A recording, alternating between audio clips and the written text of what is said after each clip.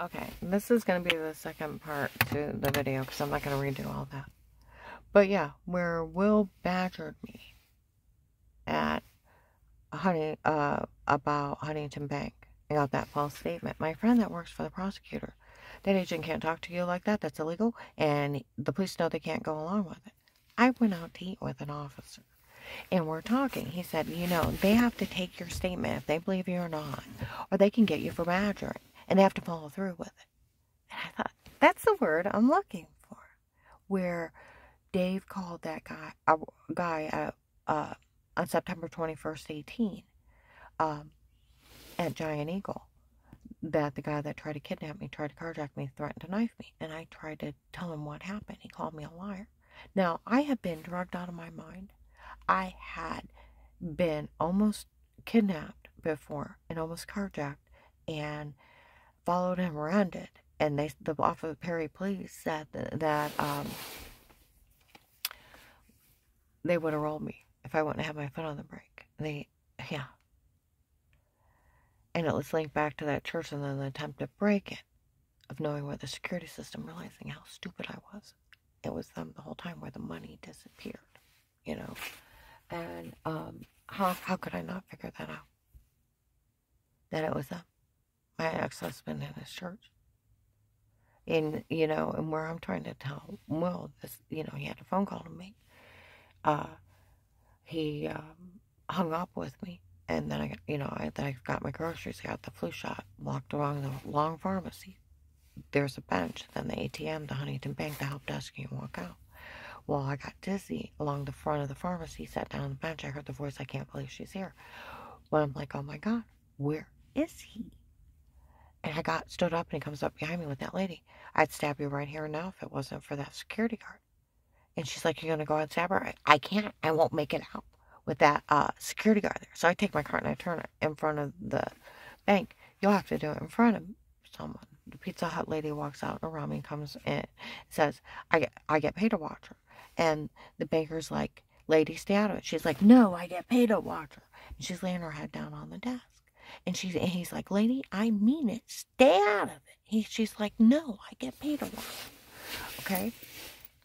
And she walks off, and the guy that tried to kidnap me, tried to carjack me, just threatened to knife me, walks out around me, and I'm watching him. And she with her. And they're walking off together. Dave calls me, and I put him back on hold. Let him know I really just did that. Or he held me down that he had a man to kill me. He's playing with me. And I told Will that. You know what he told me? You liar. You confess you're lying, or I'll arrest you. I'm like, what? He's like, I said, say it, or I'll put you in jail. And I'm like, what? And I'm like, fine, whatever. He's like, do you know if he has a girlfriend? And I'm like, I don't know. And he's like, some guy's rambling. She doesn't. No, stop. And I'm like, what? He said, I'll list. And I told him about the what a shame guy. He didn't care about the what a shame guy. He's probably just a freak. Guy that came up in Walmart went, what a shame, had people looking for him. He don't want me to report, Dave. Because he had him. Because we're August 10th, 11/22, Walmart 62 by the hair salon. Start following me for how they called Will and explain Michelle. See, Will should have known nothing. Absolutely nothing. Nothing. Nothing. But my hotline. He could have called the Perry Police with the 2 reports. Dave's the main subject. The other one is linked back to that church. He could have went out where I spoke to where Sarah worked at Zales. Her old manager, or older blonde lady, I think her name's Courtney. And there was a young girl with brown hair and brown eyes, also went to work with Katie Brothers at Ashcroft and Oak. Had told me, Karen, you need to call the police, a detective agent, someone. She's telling everybody in the mall her church is going to have you killed. She can't say that. No, she goes to jail for conspiracy to commit murder, 2 to 10 years. You can't say you're going to kill someone. So, yeah. Yeah. It's coming down to that. You can't do this. And they got away with all of it. Why? That retired judge used his status as a retired judge.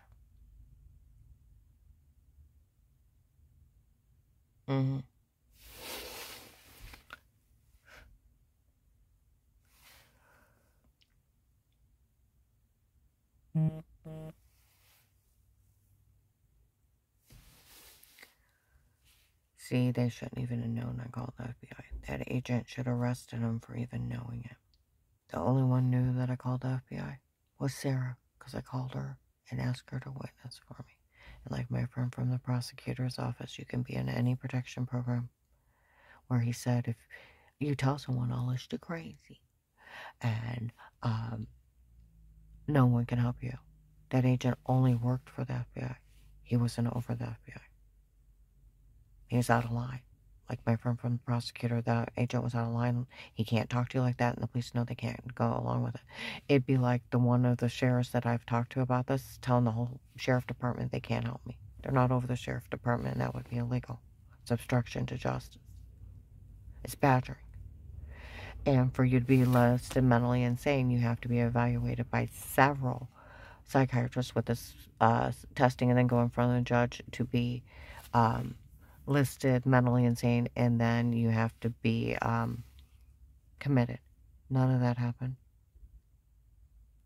So where he said, I'll list you insane and no one can help you, he had no authority. He was badgering me into staying quiet till they killed me, because they were in on it together. My friend from the prosecutor's office said that they had problems with people doing backdoor deals, where they were basically slip in a back door and let some victim get victimized or killed for money or for something they wanted. That's how not funny this is. He was very, very dirty. These people are so advanced. They hacked into the Police Protect a Life and sold it by Christmas 18 to regular people to watch it like a reality show. Them really hurting me, really raping me, really trying to kill me, and drugging the hell out of me. And people make fun of me for it, for a retired judge, his pathetic family, and their drug dealing friends showing people how strong they are, that they can pay the law not to do its job and to leave a victim be victimized. They need to be scared to death of these people. That they can look, and we did this to Karen, nobody helped her. They can help you. We'll just pay them not to. We can kill people, and we'll pay them not to arrest us.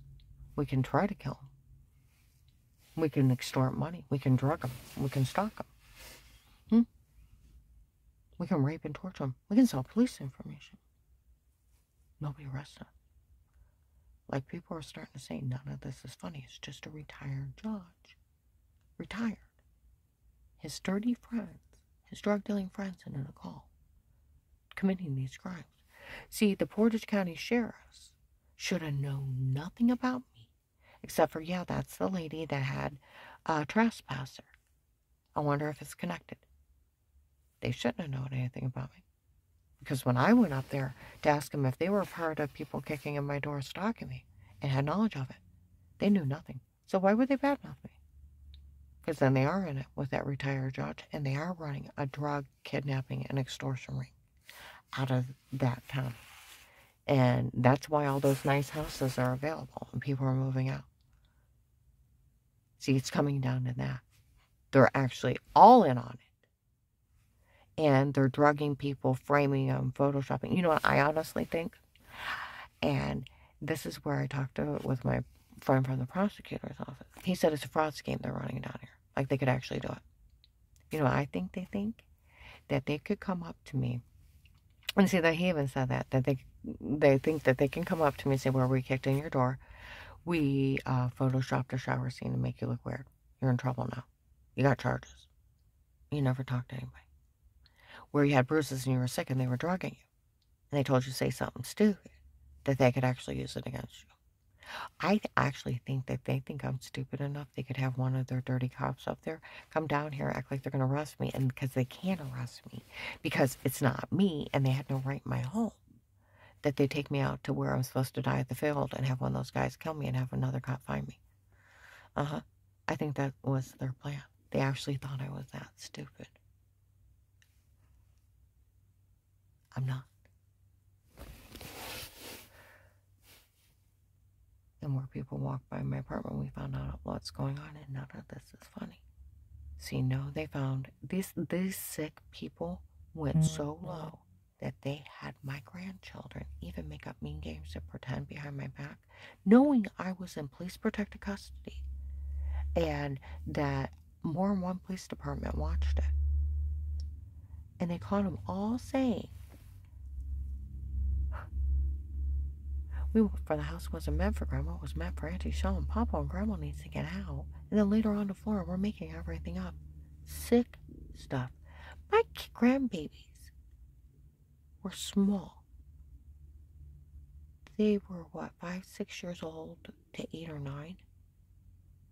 And they had them pretend sick stuff. Sick stuff. That's where they wouldn't even know it at that age. It's weird. And it's sick, and it came out of their hearts and minds. That retired Judge Pete and his daughter Michelle, they're mentally sick to tell little children to pretend shit. Knowing I was in police protective custody. And to say that stuff. And that's where Flora was laughing at it, because she didn't know it was wrong. Where, a year later, October 23rd, 2019, she finally stated where the police officers came up to me and said, well, they're just going to make up a bad word and call you, or make up something, call you a bad word. That's all they tell me. Because I was dealing with all this other crazy stuff. Shots, stalkers, shooters, da-da-da-da-da. Until Flora stated I didn't know. And like she said, of course it never happened. Of course it wasn't true. We made it up. It was a game of pretend. And she's laughing. Chuckling. They had to make up dirty stuff. Do you realize how mentally ill these people are? That they would tell small children that don't even understand it that it's games of pretend and they're supposed to laugh about it. I didn't talk that way. And my ex-husband and I, before he tried to kill me, we never talk like that. Appalling. And we never talk like that in front of children. Because children don't understand stuff like that, and that's sick. And that's where how mentally ill is retired Judge Pete and his dirty family. They think they can do all this, and they're showing their strength down here. One sheriff that I talked to that's retired, and he just retired in the last year, he said it's a mafia involved. The only one that can get away with this is mafia. Judges go to jail all the time. I said, well, there's drug dealers involved. It makes you wonder. And then they're showing their strength of what they can do to me, that they can do to everyone in this area. Since this case started, I'll tell you what, crimes went up horribly in this area. People's Cadillac converters are getting stolen everywhere. Well, they're drug dealers. They have to have money. People are getting robbed. You can't bring drug dealers into places. And crime won't go up. More people have got kidnapped out of this area and everything else. You've seen it on the news. They're drug dealers. And where they think it's funny, they're making fun of victims. They'll kill them in a heartbeat. They'll do what they did to me in a heartbeat. And say, who's going to help you? We'll just pay them not to. They really need to realize how not funny this is. And I'll tell you what, that judge knew that more than one police department watched it. I was outside Walmart last week. Some guy said no one's to say a word to her because they found everybody lying before. Yeah, 18. They've been saying it. I mean, I can list all kinds of places that knew that Melissa's kids lied and all the kids lied. Even my one client, October 5th, 21 at Huntington Bank, Cleveland Avenue by Fishers. 1:53 p.m. Women coming out. Well, Melissa got no money on this. That's okay. They knew they made everything up. They didn't want anybody to help her. We go to leave. He's like, who's that? Everybody talking about that crazy Melissa that lied. I said, oh, the ex-daughter-in-law friends with the ex's girlfriend. Had the kids make up a bunch of mean games to pretend in front of the police. He's like, she's nuts. I said, I know she is. So are these people. Do you realize how mentally ill they are? To have children make up stuff, knowing that I was in police protective custody, knowing they all watched the case. I taped my daughter-in-law, Dixie. Do you remember, is it okay if I taped you about where my ex bragged he had somebody up there to shoot me? They went to the wrong house. They actually broke in that old lady's apartment. That discharged the poof, exploding. And they stayed out of it for the day's girlfriend, and the guy running it won't let him. At Walmart 62. They left me up there to die, and they all knew it was happening. They were hired by the state to protect me. Some older African-American man showed up with black hair, slightly graying top hat, said he worked for David Michelle, told them all he was in charge, and told those idiots he were to listen to him and nobody could help me.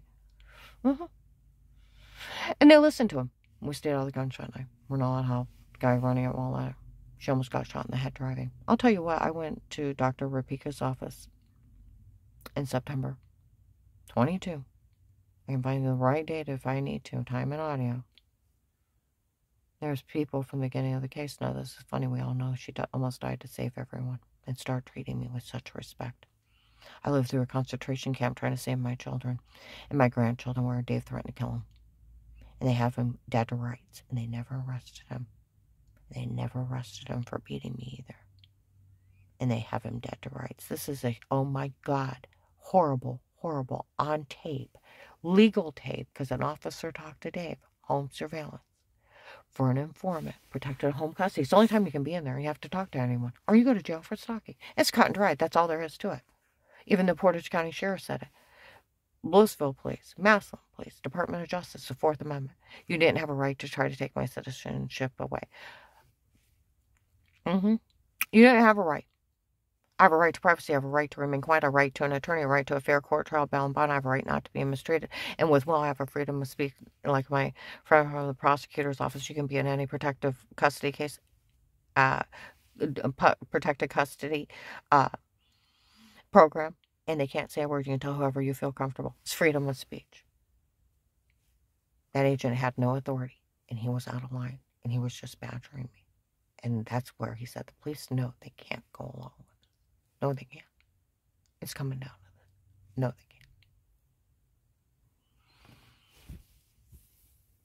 they can't. And he knew they couldn't be in my home. He knew they didn't have a court order. He knew there's no such thing. Even the Portage County Sheriff, there's no such thing. And they shouldn't have ever badmouthed me. I'm just a lady they showed up and thought it was an alien orb or an angry spirit in her security system. And you look in the dark, it's a guy with a flashlight. They should have known nothing. Can't badmouth somebody you didn't know. And you can't slander anybody. And we all know it was Michelle's sick family. Dave goes out on one date with her. He meets her on the third day. By the sixth day, they kick in my door, start watching the wife and the husband. He's enjoying his wife a little bit too much. Yeah. I want some of the guys to go in and date, rape, drug, or tell her to say something stupid. Photoshop that shower scene, make her look weird in the other room. We'll frame her. Well, she's stupid enough, she'll fall for this. We'll have one of our guys show up in their uniform, act like they're going to arrest her for us breaking in, date rape, drugging her, and photoshopping that shower scene. And then we're going to, since it's not admissible, we'll just have her take her out to a field and kill her. And then have one of the other guys act like they found her dead body. We don't know what happened to her. They thought I was that stupid. They think all these people, that's what this was about. If I didn't die, this was their backup plan, thinking I was stupid enough. That's where Walter, my one friend from the prosecutor, they thought you'd fall for this. Like they could actually do it. It's a fraud scheme. They didn't have a court order to be in your home. They thought where they kicked in your door and they started stalking you, they can come up and say, well, we put a shower scene in the other room. We made you look weird. More than 10 people told the Canton police. Where you had bruises and you were getting sick and they were date rape drugging you. And that they told you to say all this crazy stuff in edited scenes. And you got cigarette drinks and you woke up with bruises and you didn't know what was happening to you. Because they were drugging you. Like you could get in trouble for it. I don't get in trouble. And they go to jail. And I was found innocent of everything in 18. They interviewed my whole family. Spoke highly of me.